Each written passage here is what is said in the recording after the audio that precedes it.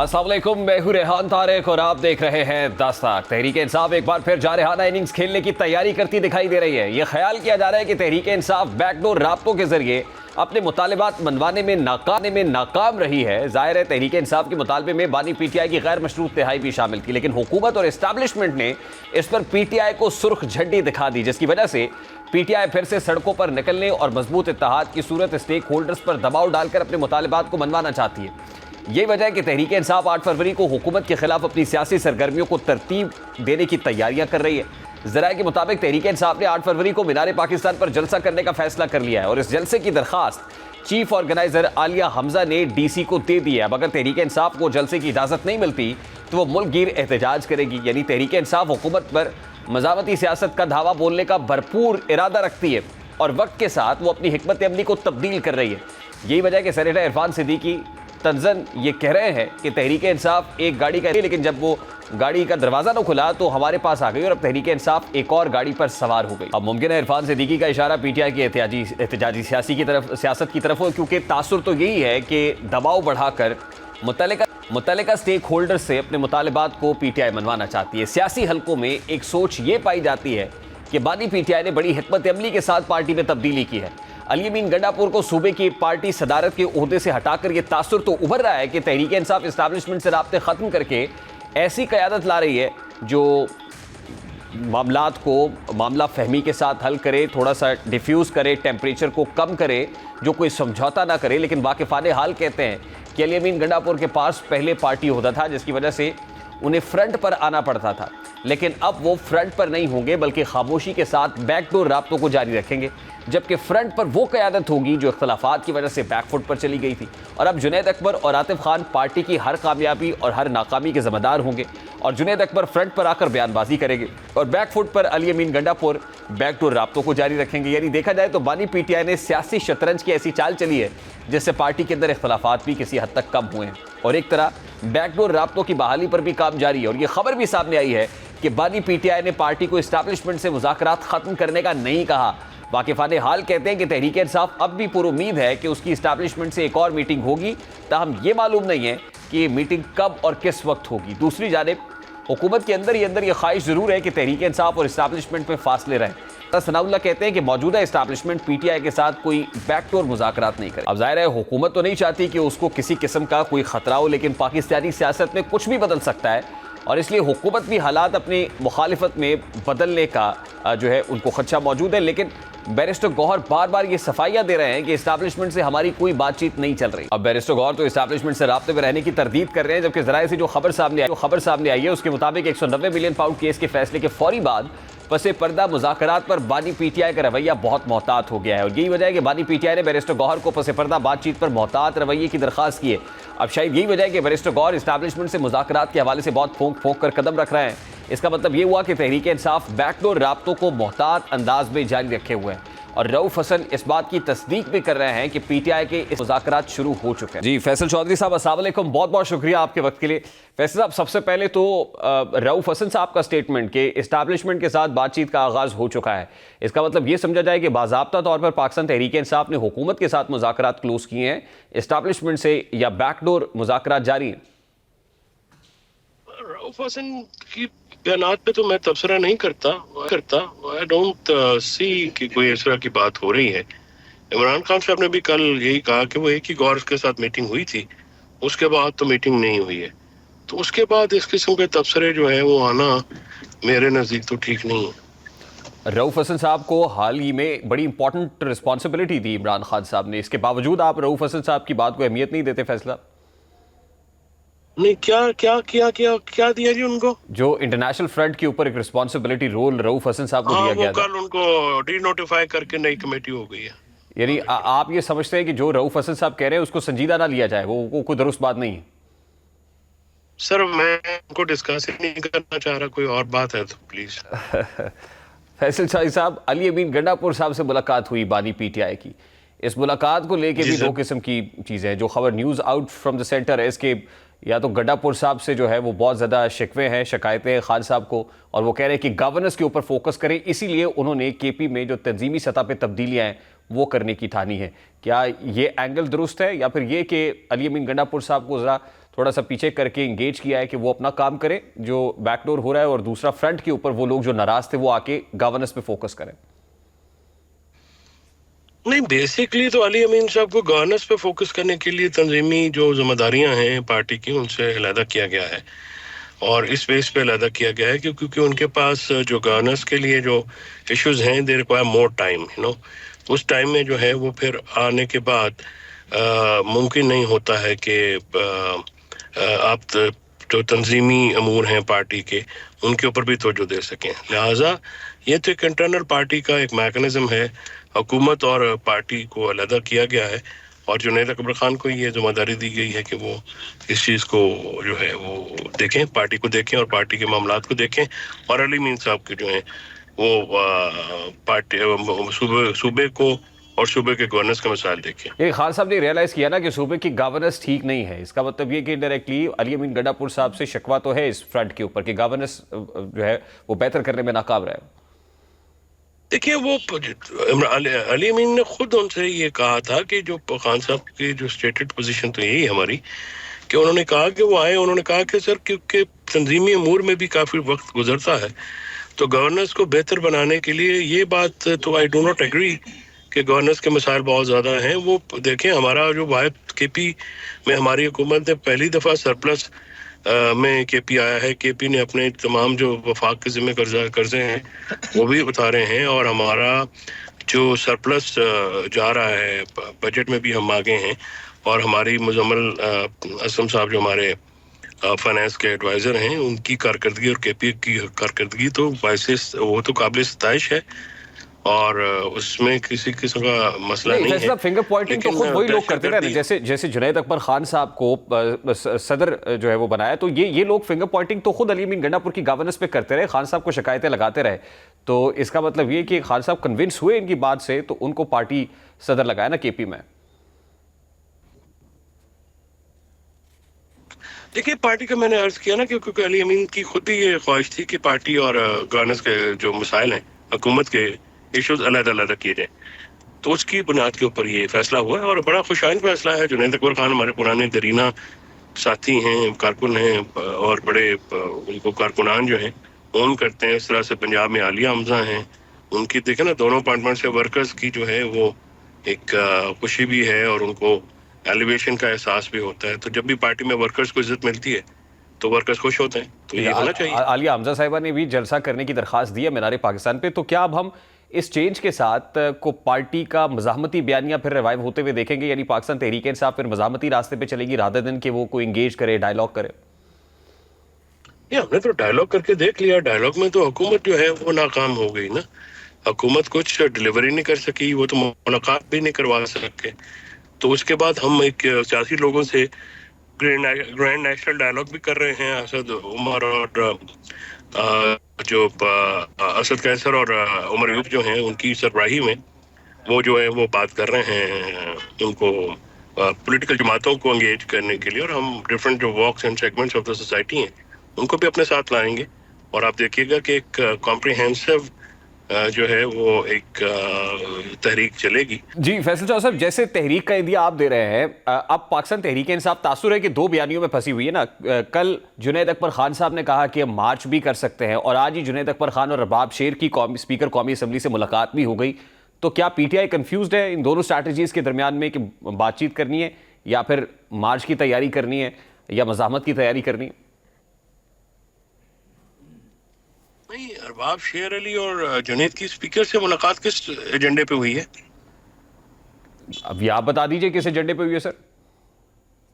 वो तो पार्लियामेंटेरियन है, वो तो मिलते रहेंगे, ज़ाहिर है वो तो चेयरमैन पीएससी भी हैं।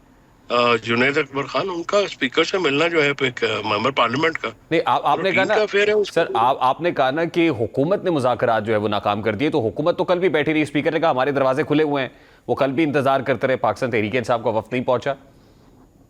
नहीं, देखिए वफद ना पहुंचने की वजूहात क्या थी? उसकी वजूहात ये थी कि ना तो मुज़ाकराती कमेटी को की मुलाकात कराई गई, ना ही मुज़ाकराती कमेटी को जो है ये एक्सेस दी गई इमरान खान साहब की तरफ, और on the top of it Hamid Raza साहब के घर के ऊपर छापा मार दिया गया। वहां पे जो है पंजाब पुलिस के गुल्लू भट्ट भेज दिए गए। तो इस तरह से तो नहीं हो सकता ना जी कि आप एक तरफ जो है वो इस तरह का बयानिया रखें कि आप मुज़ाकरात भी करें, दूसरी तरफ जो मुज़ाकराती कमेटी का स्पोक्स पर्सन है जो कि चेहरा होता है उनको जो है आप डेनिग्रेट करें, उनके घर पे छापे मारें, उनको शर्मिंदा करें। ठीक सर, लास्टली 31 जनवरी की कट ऑफ लाइन पहले आपने दी हुई थी, अब हुकूमत ने दे दी है कि अगर 31 जनवरी तक राब्ता नहीं होता तो फिर मुज़ाकराती कमेटी तहलील कर दी जाएगी। सर हुकूमत चाहे पहले भी कर दे, हमारी तो मुज़ाकरात की एक ही शर्त थी, वो उन्होंने कंप्लीट नहीं की। अगर वो मुज़ाकराती में जुडिशल कमीशन बनाते हैं तो फिर मुज़ाकरात का अमल दोबारा आज अमरीकी स्टार्ट हो सकता है। अगर जुडिशल कमीशन नहीं, हमारा और मतमा नजर है नहीं, हमारा तो मुज़ाकरात की शर्त ही है कि जुडिशल कमीशन और हमारे ईरान की राय, अगर इस पे कोई बातचीत आगे नहीं बढ़ती तो फिर हम बातचीत करने में हम कोई इंटरेस्टेड भी नहीं है। ठीक, अब लास्टली फैसल चौधरी साहब, ये भी तासुर है ना कि पीटीआई ट्रंप के आने के बाद जो है अमेरिका की तरफ देख रही है। तो आज अमेरिकी सरमायाकारों का वफ्द पाकिस्तान पहुंचा और जो अमेरिकी सरमायाकारों के वफ्द के सरबराह है उन्होंने ये स्टेटमेंट दिया कि वो जो रिचर्ड ग्रेनल वाला मामला है, शायद जो पर्सपेक्टिव है वो ठीक तरीके से पहुंचा नहीं पाकिस्तान के बारे में, वो डीप फेक टेक्नोलॉजी का सहारा उन्होंने लिया है। तो उससे वेव तो यही बन रही है कि वो जो तवक्कुआत आपकी थी अमेरिका से, वो लगता है तवक्कुआत बार आने की नहीं है। रेहान साहब, I think Pakistani government and Pakistani जो यहाँ के जिम्मेदारान हैं, they need to grow up. Common American citizens do not represent American administration views. और पता नहीं ये कौन है, I have never heard of him कि ये कौन साहब हैं, और उनकी एक पर्सनल ओपिनियन होगी। रिचर्ड ग्रेनल हो या दूसरे हो, वो क्योंकि बाइडेन एडमिनिस्ट्रेशन से, ट्रंप एडमिनिस्ट्रेशन से ताल्लुक रखते हैं, तो उनकी तरफ से कुछ सीरियस बात जो है वो तो उन्हीं की कंसिडर की जाएगी, ये यूएस एम्बेसी की तरफ से आएगी, ऑफिशियल जो स्टांस आएगा उसकी तरफ से। यानी सर ट्रंप एडमिनिस्ट्रेशन से तवक्कुआत इंटैक्ट है पीटीआई की? नहीं, देखिए हमारी उनसे तवक्कुआत सिर्फ इस हद तक है कि वो इम्पार्शियल रहेंगे और वो बाइडेन एडमिन की तरह हमारे खिलाफ जो है वो एक पर्सनल एजेंडा या पर्सनल वेंडेटा की सियासत नहीं करेंगे। और हमें बाकी फैसले तो इधर ही होने, this is our stated position कि जो भी फैसले होने पाकिस्तान में होने, पाकिस्तानी इदारों, पाकिस्तानी निज़ाम के तहत होने, और हम अपनी अदालत के जरिए जो है केसेस से बरी होना चाहते हैं। हम चाहते हैं कि पाकिस्तान में आइन और कानून बहाल हो। इसके लिए हम अपोजिशन जमातों से भी जो है राब्ता जोड़ा है और हमें पॉजिटिव रिस्पांस आ रहा है। हम दूसरे जो सेगमेंट्स ऑफ सोसाइटी हैं, लॉयर्स हैं, ये साफ़ी हैं, हम उनके साथ भी बैठेंगे। बहुत बहुत शुक्रिया। फैसल चौधरी साहब हमारे साथ मौजूद थे। तहरीक इंसाफ जो ये उम्मीद बांधे हुए थी कि डोनाल्ड ट्रंप के अमरीकी सदर मुंतखब होने के बाद उसकी मुश्किलात खत्म हो जाएंगी और मौजूदा हुकूमत का वजूद भी खतरे में पड़ जाएगा, लेकिन सब तदबीरें उल्टी पड़ती हुई नजर आ रही है, क्योंकि वज़ीर आज़म शहबाज शरीफ की बैनुल अक़वामी सरमायाकारों के वफ़द से आज मुलाकात हुई और उस अमरीकी वफ़द की क़यादत अमरीका से ताल्लुक़ रखने वाले सरमायाकार जेनेटरी बेच ने की है। मुलाकात में दोनों ममालिक की जानिब से पाकिस्तान की सरमायाकारी की इस्तेदाद और इक़्तिसादी सलाहियत पर तबादला ख्याल किया गया है। अब अमरीकी सरमायाकार तो मौजूदा हुकूमत से अपने रवाबित को बेहतर कर रहे हैं, जिसके बाद मुल्क में अमरीकी सरमायाकारी के इम्कानात भी बढ़ रहे हैं, क्योंकि अमरीकी सरमायाकार जेनेटरी बेच का कहना है कि हम पाकिस्तान में अरबों रुपए की सरमायाकारी करना चाहते हैं। सिर्फ यही नहीं, तहरीक इंसाफ जो रिचर्ड ग्रेनल की ट्वीट्स पर खुशी के शादियाने बजा रही थी, लेकिन अब अमरीकी सरमायाकारों ने रिचर्ड ग्रेनल के बयानिए को ज़ाती मौक़िफ़ करार देते हुए कहा है कि रिचर्ड ग्रेनल को डीप फेक टेक्नोलॉजी से गुमराह किया गया था और रिचर्ड ग्रेनल ने जो बात की वो पाकिस्तान से मुताल्लिक अंडरस्टैंडिंग के मुताबिक कही है। अब मौजूदा अमरीकी हुकूमत की पाकिस्तान के बारे में पहले से ज़्यादा और बेहतर अंडरस्टैंडिंग है। अदलिया वो वाहिद इदारा है जहां अवाम को इंसाफ मिलने की उम्मीद होती है, लेकिन इस वक्त अदलिया में वाज़ेह तकसीम नजर आ रही है और ये तकसीम खुसूसी तौर पर 26वीं आईनी तरमीम के बाद शिद्दत इख्तियार कर रही है। जज साहिबान एक दूसरे के फैसले और बेंच बनाने और बेंचेस के इख्तियारात पर एक दूसरे से उलझते हुए नजर आ रहे हैं और अहम केसेस की समाअत के दौरान एक दूसरे पर लफ्जी गोलाबारी भी करते हुए दिखाई देते हैं। जैसा कि आज सुप्रीम कोर्ट में फौजी अदालतों में सिविलियंस के ट्रायल के खिलाफ इंट्रा कोर्ट अपील पर समाअत के दौरान जस्टिस जमाल खान मंदुखेल ने रिमार्क्स दिए कि आजकल 8 जजेस के फैसले को 2 लोग बैठ के कहते हैं कि गलत है। फिर इसी तरह इस्लामाबाद हाई कोर्ट के जज जस्टिस मोहसिन अख्तर कयानी ने मनी हेज बयान दिया कि 26वीं आईनी तरमीम एक खत की बुनियाद पर की गई और मेरा ख्याल यह है कि 26वीं आईनी तरमीम को बिलाखिर सुप्रीम कोर्ट का फुल कोर्ट बेंच ही सुनेगा। अब बुनियादी तौर पर 26वीं आईनी तरमीम के जरिए वजूद में आने वाले आईनी बेंच के जजेस और रेगुलर बेंचेस के जजेस में इख्तियारात को लेकर रस्साकशी चल रही है। यहां तक कि एडिशनल रजिस्ट्रार सुप्रीम कोर्ट तौहीन अदालत केस में जस्टिस मंसूर अली शाह ने जजेस कमेटी को चार्जशीट किया। जस्टिस मंसूर अली शाह का एडिशनल रजिस्ट्रार नजर अब्बास के खिलाफ तौहीन अदालत मुकदमे के फैसले में कहना था कि फुल कोर्ट इस बात का जायजा ले कि अदालती अहकामात के बावजूद जजेस कमेटी ने जिस तरह से बेंच के सामने ज़ेरे इल्तवा मुकदमा हटाया वो तौहीन अदालत के जुमरे में आता है या नहीं, यानी जजेस एक दूसरे पर तौहीन अदालत का मुर्तकिब होने का इल्ज़ाम भी लगा रहे हैं। दूसरी जानिब जस्टिस मंसूर अली शाह पर भी सवाल उठ रहा है कि क्योंकि वो 26वीं आईनी तरमीम की वजह से चीफ जस्टिस नहीं बन सके, वो एग्रीव्ड पार्टी है, इसलिए वो नुक्ताचीनी से काम ले रहे हैं। अब अदलिया में ये तकसीम साबिक चीफ जस्टिस उमरता बंदियाल के दौर में नजर आती थी और फिर बाद में जिस तरह से सुप्रीम कोर्ट जजेस साहिबान एक दूसरे के खिलाफ खतूत जारी करते रहे, वो सूरत हाल उनके बाद चीफ जस्टिस काजी फ़ाइज़ ईसा के दौर में भी बरकरार रही। लेकिन जस्टिस काजी फ़ाइज़ ईसा के ओहदे की मियाद के बिल्कुल आखिरी अय्याम यानी अक्टूबर 2024 में 26वीं आईनी तरमीम पास हुई, जिसके नतीजे में न सिर्फ आइन के आर्टिकल 191A में आईनी बेंच कायम किया गया बल्कि चीफ जस्टिस की तैनाती का तरीक़ाकार भी तब्दील कर दिया गया। और यही वजह है कि ये तकसीम आज भी अदलिया में पाई जाती है। अब रेगुलर बेंच के जजेस का बड़ा एतराज़ ये भी है कि आईनी बेंच 26वीं तरमीम पर समाअत कैसे कर सकता है क्योंकि वो खुद इसका बेनिफिशरी है, जबकि कानूनी माहिरीन तो ये भी कहते हैं कि 26वीं आईनी तरमीम को ख़त्म करने का इख्तियार भी सिर्फ पार्लियामान को है, अदलिया इसमें दखल अंदाजी नहीं कर सकती। अब अदलिया में बढ़ती तकसीम पर पीटीआई का यह मानना है कि उसकी जिम्मेदार हुकूमत है। मामले पर बात करेंगे इस वक्त साबिक chairman executive committee Pakistan bar council Hasan Raza Pasha साहब हमारे साथ मौजूद है। अस्सलाम वालेकुम पाशा साहब, बहुत बहुत शुक्रिया आपके वक्त के लिए। सर, सबसे पहले तो जो जजेस के रिमार्क्स आते हैं केसेस के अंदर, सबसे पहले जस्टिस मोहसिन अख्तर क़यानी ने गुज़श्ता रोज़ कहा कि इतने तरक्की कर चुके हैं हमारा अदालती निज़ाम भी कि 8 जजेस के फैसले को 2 जजेस बैठ के जो है वो सेटिसाइड करने की बात करते हैं। और फिर दूसरी बात जस्टिस जमाल खान बंदूखेल साहब का स्टेटमेंट और उनके रिमार्क्स वो भी बड़े इंपॉर्टेंट हैं और बड़े ही जो है मानी खेज है। जस्टिस मोहसिन अख्तर क़यानी ने तो कहा ना खत के नतीजे में 26वीं आईनी तरमीम हुई और जस्टिस जमाल बंदूखेल ने 8 जजेस और 2 जजेस वाला मामला उठाया। तो ये जो तकसीम है ये तो बढ़ती चली जा रही है और ज़ाहिर है सिस्टम के लिए सूदमंद है या नहीं है, लेकिन खुद जुडिशरी के लिए तो ये किसी सूरत सूदमंद नहीं है।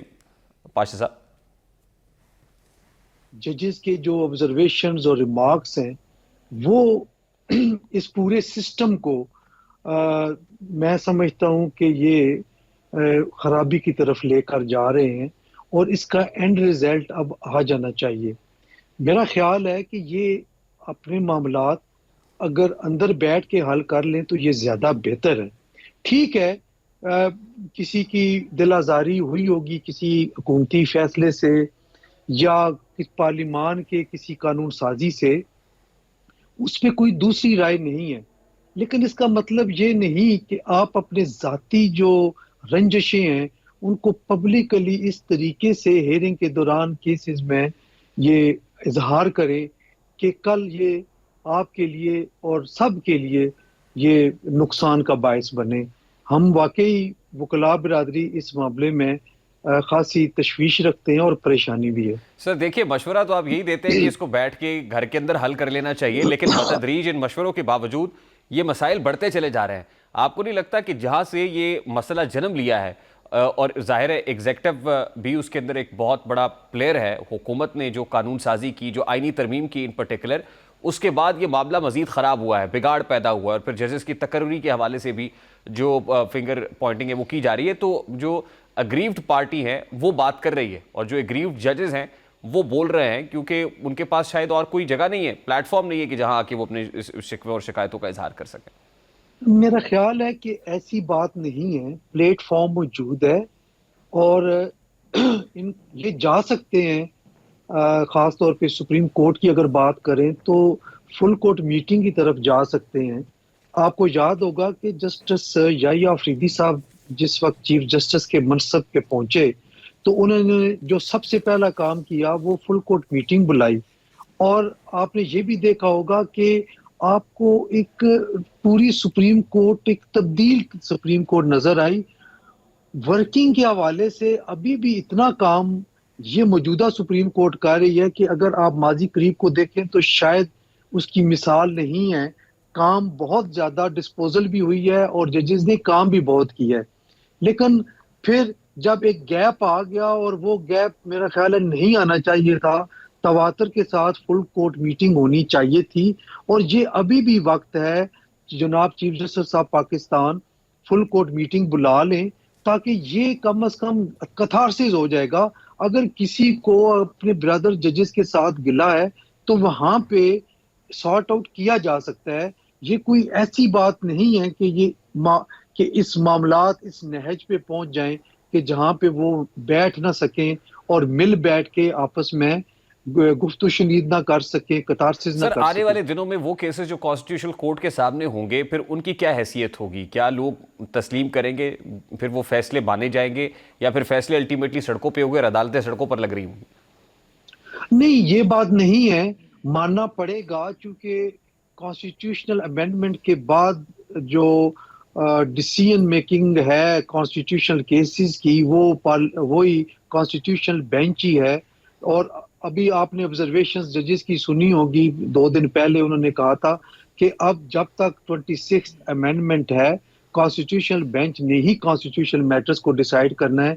और मेरा भी डे 1 से यही स्टैंस था कि जब जब तक 26th अमेंडमेंट एग्जिस्ट कर रही है तो कॉन्स्टिट्यूशनल बेंच ही फुल कोर्ट का भी फराइज अंजाम देगा। But sir, constitution having said that, constitutional जो बेंच है उसकी अपनी लेजिटिमेसी के ऊपर भी बहुत सारे सवालात है ना, यही सवालात तो उठाए जा रहे हैं। आप मुझे बताएं कि उसकी लेजिटिमेसी पे क्या सवालात है।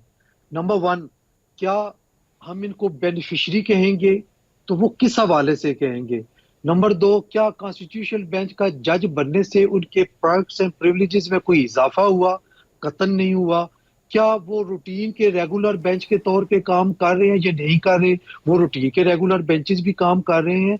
जो इसमें थीम था, जो स्पिरिट थी, वो ये थी कि आप 17 जजेस बैठ जाते हैं, कोई कॉन्स्टिट्यूशनल काम आ जाता है और फिर सारा रूटीन का वर्क वो साइड पे हो जाता है और वो लंबी समातें होती हैं। तो ये एक 8 रुकनी बेंच को ये इख्तियार दे दिया गया कि वो करते रहें और बाकी जजेस रूटीन के जो मैटर्स हैं, जो आम पब्लिक के मैटर्स हैं, उनको वो देखें, उनको सुने और उनको डिसाइड करें।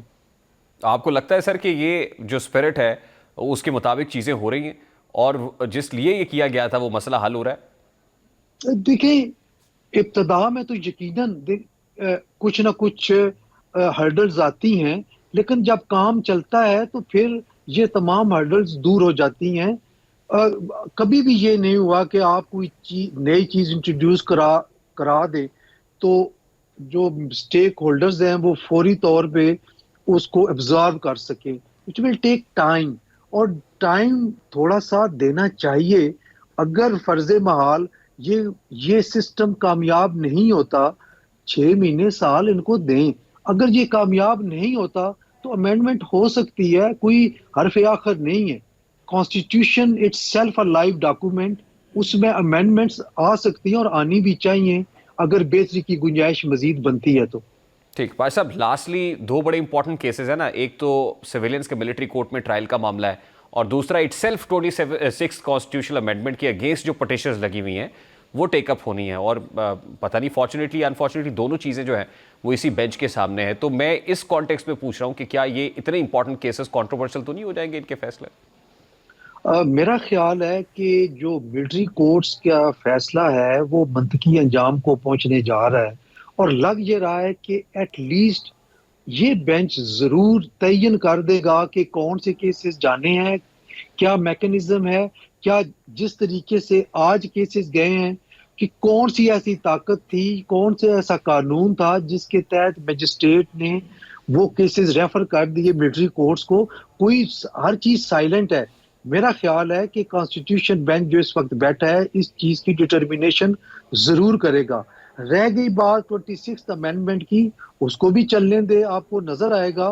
देखिए, एक बात मैं आपको बता दूं कि जजेस, ये वो जजेस हैं जो 26th अमेंडमेंट से पहले सुप्रीम कोर्ट में एलिवेट हुए थे और ये काम करते रहे हैं। और आप ये नहीं कह सकते कि ये 26th अमेंडमेंट के बेनिफिशरीज हैं। इसके बाद जो आएंगे टू सम एक्सटेंट उनके बारे में शायद आप कह दें कि ये वो जजेस हैं, लेकिन इन जजेस पे आप उंगली नहीं उठा सकते और ये नहीं कह सकते कि दीज आर बेनिफिशरीज। अगर फर्ज माल आप कहते हैं कि इनसे ना सुना जाए तो फिर दूसरी साइड पे एक और बात चल रही है कि क्या जो अपने आप को एग्रीव्ड कहते हैं उनसे सुना जाए, तो वो तो 26 अमेंडमेंट के मुखालफ हैं, तो वो कैसे फैसला कर सकते हैं?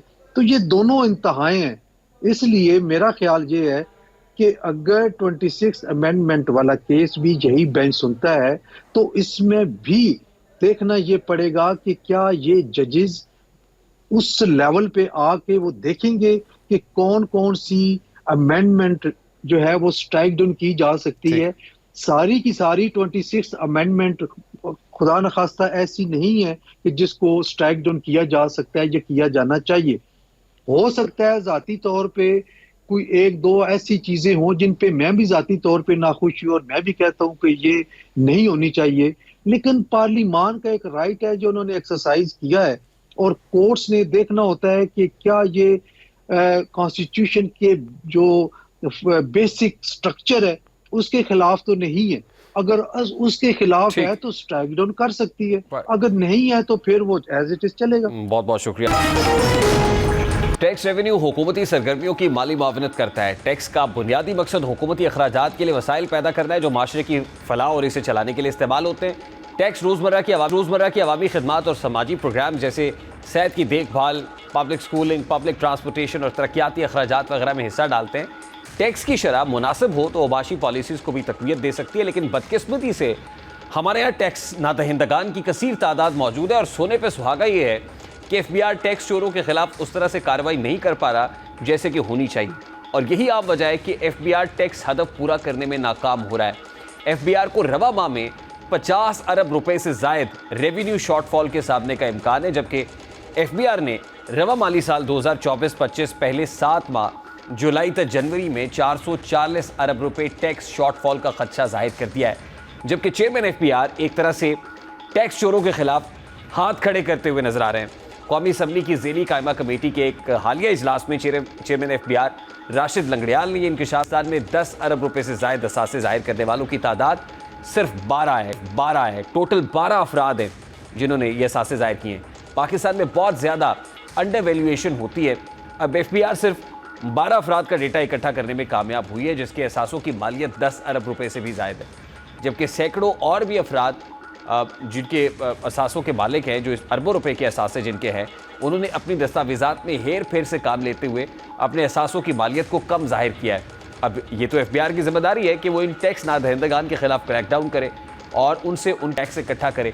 अगर अशराफिया से टैक्स इकट्ठा करना शुरू कर दिया गया और इस हासिल करदा टैक्स को आवाम की फलाह के लिए खर्च कर दिया गया तो यकीनी तौर पर मुल्क खुशहाली की राह पर गामजन होगा। लेकिन FBI का ध्यान तो इस वक्त टैक्स कलेक्शन से ज़्यादा नई गाड़ियों की तरफ है, और FBI पर सवाल भी यही उठाया जा रहा है कि क्या उसने अपने टैक्स अहदाफ हासिल कर लिए जिसकी बुनियाद पर वो नई गाड़ियाँ डिमांड कर रहा है। गुज़श्ता रोज़ सेनेट के इजलास में फैसल वोडा ने FBI की गाड़ियाँ ख़रीदने पर उसको कड़ी तनकीद का निशाना बनाया। FBI से मुताल्लिक़ क्या कहा, और बहुत इंपॉर्टेंट इसलिए भी है कि इसका ताल्लुक बराह रास्त हुकूमत के साथ है, हुकूमती परफॉर्मेंस है। फैसल वोडा साहब को सुनता है। हदफ 384 अरब नहीं पूरा हुआ, चलें जी कोई बात नहीं। आपने कहा कि जी हमें गाड़ियां देनी है, 1087 का आपने अप्रूवल लिया, 1087 लोग ही फील्ड में चले जाएंगे। अब ये नहीं मंतक है। चोरी, बेईमानी, बदमाशी और गुंडागर्दी इस मुल्क का वतीरा है, पहले भी था, आज भी है और कल भी होगा शायद मेरे ख्याल। फिर हमें कहा गया कि ये कैबिनेट का अप्रूवल है, सर आंखों पे कैबिनेट का अप्रूवल है। कैबिनेट के अप्रूवल से 190 मिलियन पाउंड का भी हुआ था, आपने देख लिया जेल हुई, तो इसमें भी जेल होगी। अब फैसल वोडा साहब कर रहे हैं ये बात, क्योंकि फैसल वोडा जो है वो किसी पॉलिटिकल पार्टी को रिप्रेजेंट नहीं करते, वो कहाँ से आते हैं और वो जो खबर देते हैं वो खबर होती है, वो कोई जो है इस हवाले से वो कोई ये कह लीजिए कि रूमर नहीं होती या कोई तज्जिया नहीं होता, बल्कि फैसल वोडा साहब खबर लेके आते हैं। और ख़बर वो ये दे रहे हैं कि जिस तरह 190 मिलियन पाउंड केस के अंदर कैबिनेट से अप्रूवल ली गई और उसके बाद लोग गिरफ्त में आए, इंक्लूडिंग प्राइम मिनिस्टर, उनकी अहलिया, तो अब ये जो अप्रूवल गाड़ियां ख़रीदने का लिया गया वो भी कैबिनेट से लिया गया, और वो इसकी तमसील ड्रॉ कर रहे हैं 190 मिलियन पाउंड केस के साथ कि जैसे वहाँ पे सज़ाएं हुई हैं, इसी तरीके से ये फ़ैसला भी कानून के कटहरे में आएगा।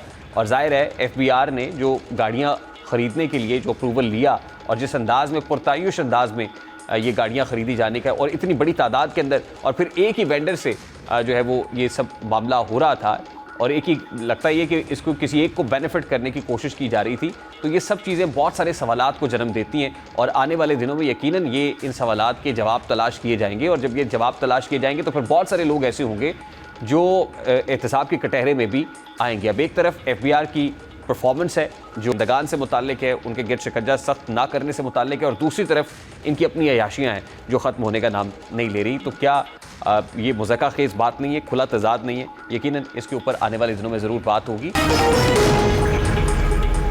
क़यामत की घड़ी नज़दीक आ रही है और इस हवाले से एटमी साइंसदानों ने ये इंकशाफ किया है कि क़यामत के आने और दुनिया के खात्मे का वक्त करीब आन पहुँचा है। एटमी साइंसदानों का ख्याल है कि आलमी जंग की सूरत दुनिया ख़त्म होने वाली है। यही वजह है कि एटमी साइंसदानों ने अपनी डूम्सडे क्लॉक को माजी से कहीं ज़्यादा करीब तर कर दिया है। एटमी साइंसदानों ने क्लॉक को रात 12 बजे से 89 सेकंड पहले पर सेट कर दिया है, जो कि तबाही के नज़रियाती मकाम का इशारा है। ये गुज़श्ता साल के मुकाबले में 1 सेकंड मज़ीद करीब कर दिया गया है, जिसकी वजह रूसी जौहरी धमकियाँ, यूक्रेन पर इसकी फ़ौजी जारहियत, दीगर आलमी कशीदगियाँ, मसनूई जहानत के फ़ौजी इस्तेमाल और माहौलियाती तब्दीलियों को करार दिया गया है। एटमी साइंसदान समझते हैं कि दुनिया इसलिए ख़ात्मे के करीब है क्योंकि रूस को उनकी जो 2022 में यूक्रेन चढ़ाई ने यूरोप में दूसरी आलमी जंग के बाद सबसे खून रेज़ तनाज़ा शुरू किया। यूक्रेन की जंग जौहरी ख़तरात का एक बड़ा ज़रिया बनी हुई है। ये तनाज़ा किसी भी वक्त जौहरी हथियारों तक फैल सकता है। फिर इसी तरह मशरिक़ वस्ता भी अदम इस्तेहकाम का एक और बड़ा मरकज़ रहा है। इसराइल और गज़ा के दरमियान जारी कशीदगी और ईरान समेत दीगर ममालिक की मुदाखलत की सूरत में जौहरी हथियारों से लैस चीन ने ताइवान के करीब फ़ौजी दबाव बढ़ा दिया है, जहां जंगी जहाज़ और तैयारे इस इलाके की फ़ज़ाई हुदूद और समुद्री हुदूद में भेजे जा रहे हैं, जिसे बीजिंग अपना इलाका समझता है। जौहरी हथियारों से लैस शिमाली कोरिया मुख्तलिफ बैलिस्टिक मिज़ाइलों के तजुर्बात जारी रखे हुए है। जहाँ तक डूम्सडे क्लॉक का ताल्लुक है तो शिकागो की बुनियाद पर काम करने वाली गैर मुनाफा बख्श तंजीम ने इस क्लॉक को 1947 में सर्द जंग के दौरान बनाया था, जो दूसरी आलमी जंग के बाद आलमी कशीदगियों का नतीजा था, ताकि आवाम को खबरदार किया जा सके कि इंसानियत दुनिया की तबाही के कितने करीब जा चुकी है। डूम्सडे क्लॉक या क़यामत की घड़ी बुनियादी तौर पर साइंसदानों का तैयार किया गया ऐसा टाइम पीस है जिसमें दुनिया के ख़ात्मे का वक्त मुतय्यन किया गया है। ये एक अलामती घड़ी है। इस घड़ी में ख़ात्मे के वक्त का तयन करने के लिए दुनिया के अंदर जारी सियासी तनाज़ात, जंगों, ख़तरनाक हथियारों की मौजूदगी और उनसे फैलने वाली मुमकिन तबाही, टेक्नोलॉजी, मौसमियाती तब्दीलियों, दबाव और दीगर अवामिल को पेश नज़र रखा जाता है। घड़ी में मिडनाइट या निस्फ शब को ख़ात्मे का वक्त करार दिया गया है और इसकी सुइयाँ एक ख़ास मुद्दत में दुनिया को दरपेश ख़तरात के हिसाब से 12 बजे या निस्फ शब के करीब या दूर की जाती रही। अब ये एक मैन मेड क्लॉक है और इंसानों का ख्याल है कि क़यामत करीब आन पहुँची है। एटॉमिक साइंटिस्ट मुख्तलिफ प्री क्वालिफिकेशन क्राइटेरियाज़ के ऊपर ये कह रहे हैं कि वक्त करीब आन पहुँचा है, डूम्सडे करीब है, और वो जो पैरामीटर्स हैं वो सब हमने आपके सामने रखे। अब जाहिर है एक प्लान वो है या अंदाज़ा वो है जो इंसान का अंदाज़ा है, कि साइंसदानों का अंदाज़ा है, और दूसरा बहुत बड़ा प्लानर जो असल प्लानर है, जो खालिक कायनात है, रब्बे कायनात है, उसका प्लान है। और यकीनन वो सब प्लानर से बहुत बड़ा प्लानर है और सब जानने वालों से ज़्यादा जानता है, और जाहिर है वो तो सब कुछ जानता है। इख्तिताम को पहुँचा है। आपसे मुलाकात होगी इंशाअल्लाह कल। अपना रखिए ख्याल।